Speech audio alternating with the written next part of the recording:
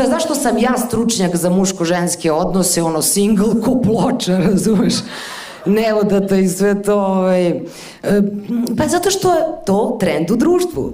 Što se manje razumeš u neku temu, to si veći stručnjak za to. Tako je danas. Ako Vulin može da bude ministar vojske, onda i ja mogu da govorim o muško-ženskim odnosima. Jel da? Naravno, stručnost.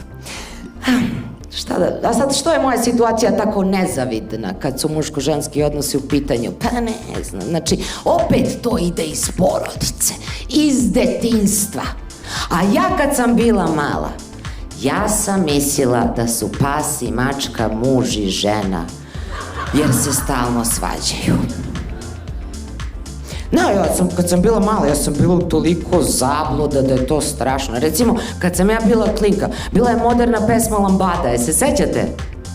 Sećate se? Pa to znači da ste stari.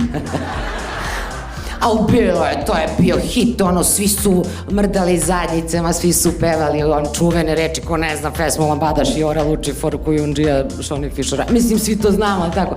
I svi su bili kao Lambada, jedino sam ja bila u šoku. Gledajući onaj spot. I stalno sam se pitala, pa zašto je Emir Kusturica tako surov prema svojoj ćerki? Zašto je lupi šamar kad igra s onim dečakom?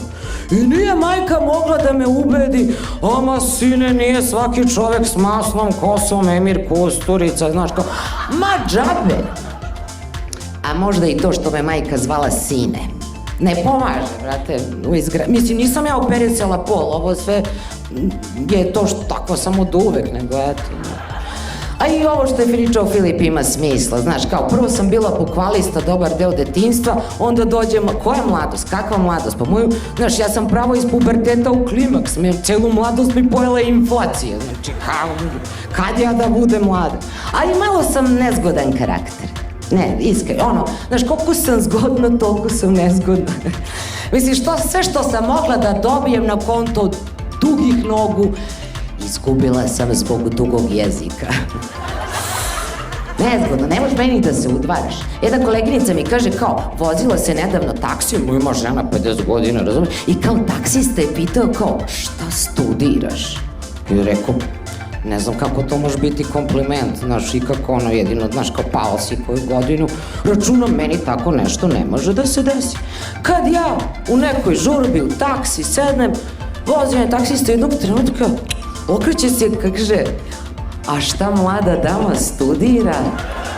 Kaže me, polako, gospodine, ne možete prema svakome isto, znaš, moraš svakom da duneš po perje tamo gde je on isfrustriran. A meni treba da se udvaraš kod Crnogorcu. Šta predaješ? Tako da, šta da vam kažem, ono, takva je neka situacija. Nije da ja sad idem sa ovom predstavom da tražim muža, ali prosto kaže malo podignite svetlo, nikad se ne zna i to. Nego, kako je kod vas? A vi kako te? Koliko je ljudi ovde u vezi? Klub samaca? Pa ljudi, šta, mislim, ja vas neću osuđivati što sedite na stolicama u duginim bojama, ne pitam ja za tip veze uopšte. Ma ne, da. A evo, počet ću od sebe kao i na svakoj terapiji. Ono, prvo ustaneš i kažeš, evo, ja znači nisam u nekoj zavidnoj situaciji, da nemojte od mene da vas bude sramota. Mislim, a u stvari sam divna romantična duša.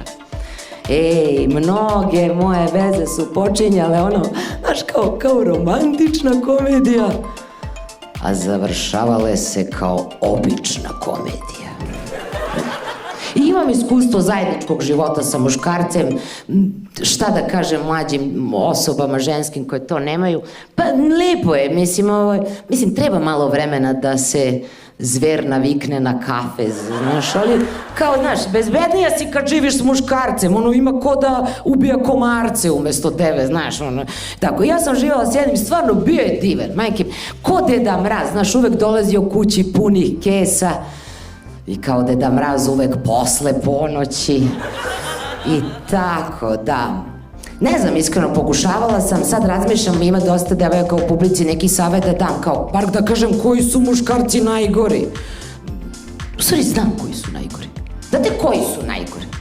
Najgori su oni što po kuhinjama na rođendanima i na, ne znam, proslavama, slavama sviraju gitaru.